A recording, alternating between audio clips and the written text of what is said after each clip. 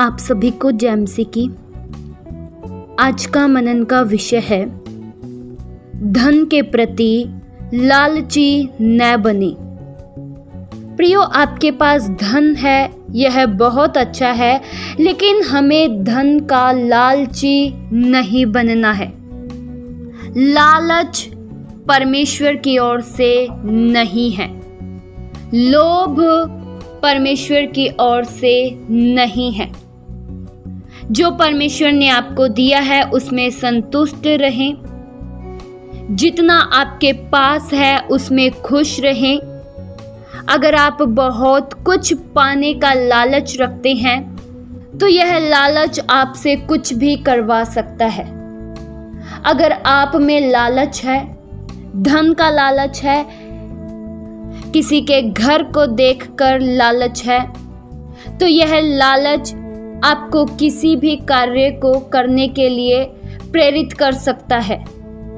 वचन में लिखा है लुक्का 16 के उसके 13 वचन में, कोई दो स्वामी की सेवा नहीं कर सकता है, क्योंकि वह तो एक से बैर और दूसरे से प्रेम रखेगा, या एक से मिला रहेगा और दूसरे को तुच्छ जानेगा।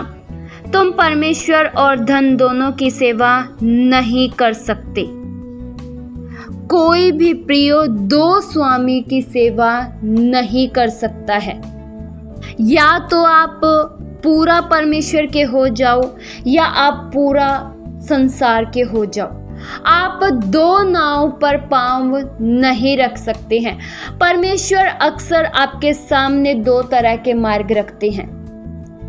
प्रियो, हर बार मैं ये बताती हूँ कि परमेश्वर किसी भी मनुष्य के साथ जबरदस्ती नहीं करते हैं।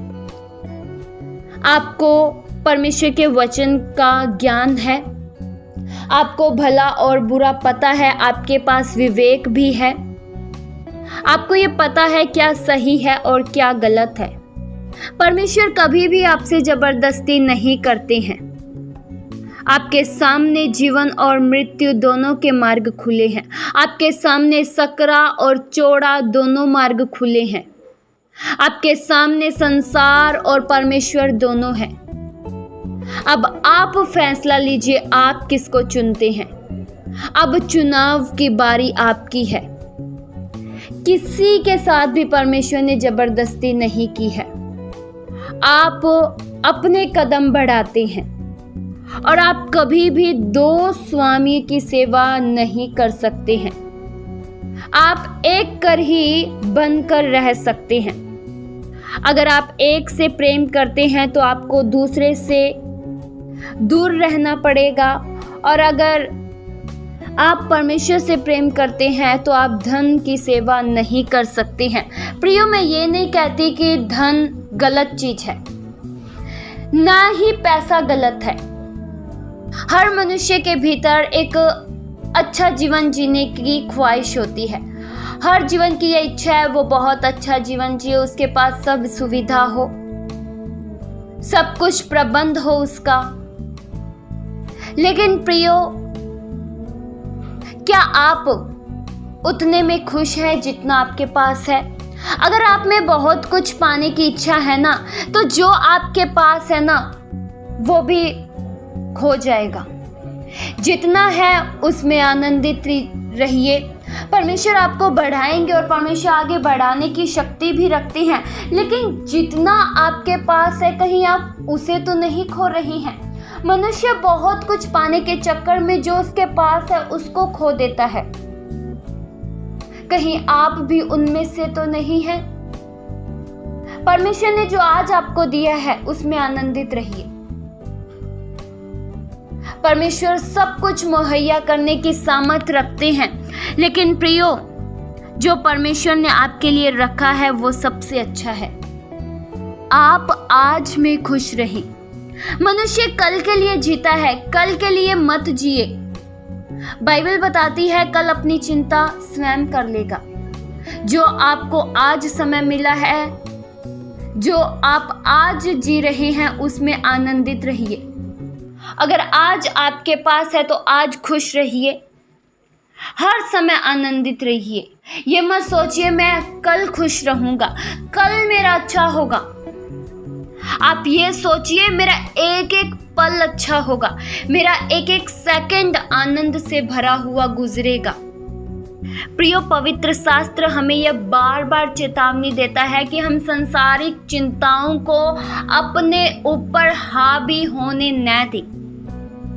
सांसारिक चिंताओं के वश में हम न होएं, क्योंकि सांसारिक चिंता हमारे अंदर के वचन को दबा देती है। अगर आप में सांसारिक चिंता है, सांसारिक दबाव है, तो आप में वचन कभी नहीं बढ़ सकता है। परमेश्वर ने हमें इसलिए बनाया है ताकि हम परमेश्वर के साथ संगति रख सके। इसलिए नहीं बनाया है कि हम धन के साथ संगति रखें या फिर संसार के साथ संगति रखें। हमें परमेश्वर के साथ संगति रखनी है। और प्रियो, आप जिस चीज को ज्यादा समय देते हैं ना, आप उसी के अधीन होते हैं। अगर आप धन को समय देते हैं ना, आपके दिल में, दिमाग में अगर हमेशा धन, पैसा चलता है, तो आपके लिए वो ईश्वर बन चुका है। जो भी चीज को आप हद से ज्यादा चाहते हैं ना, वो मूर्ति पूजा कहलाती है। प्रियो, कई लोग सिर्फ यह सोचते हैं कि ईश्वरों को पूजना, पत्थर की मूर्तियों को पूजना ही मूर्ति पूजा है। नहीं प्रियो, आप हद से ज्यादा अगर किसी सांसारिक वस्तुओं की भी अभिलाषा करते हैं, अपने मन में उसकी तस्वीर रखते हैं, तो यह भी एक मूर्ति पूजा है। अगर आप फोन का इस्तेमाल बहुत करते हैं, आप हर समय फोन चलाते हैं, एक पल भी फोन से जुदा होना नहीं चाहते हैं, तो फोन भी आपके लिए एक मूर्ति पूजा है। अगर आप बहुत सोते हैं, हर समय आप आलसी रहते हैं, तो नींद भी आपके लिए एक मूर्ति पूजा है।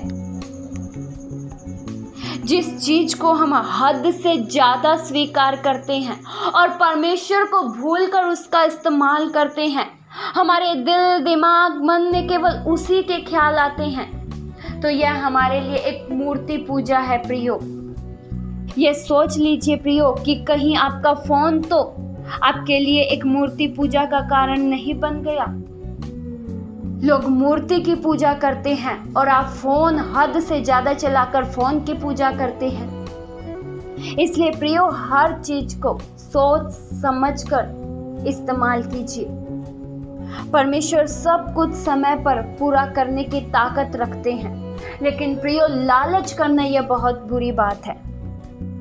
हमें पैसों का लालच नहीं होना चाहिए। हाँ, हमें पैसे कमाने ज़रूरी है। इस संसार में अपनी ज़रूरतों को पूरा करने के लिए पैसा हमारा मुख्य साधन है, लेकिन प्रियो, पैसों पर ही मन लगाना, परमेश्वर को भूलकर पैसा पैसा पैसा करना, तो यह भी एक गलत है।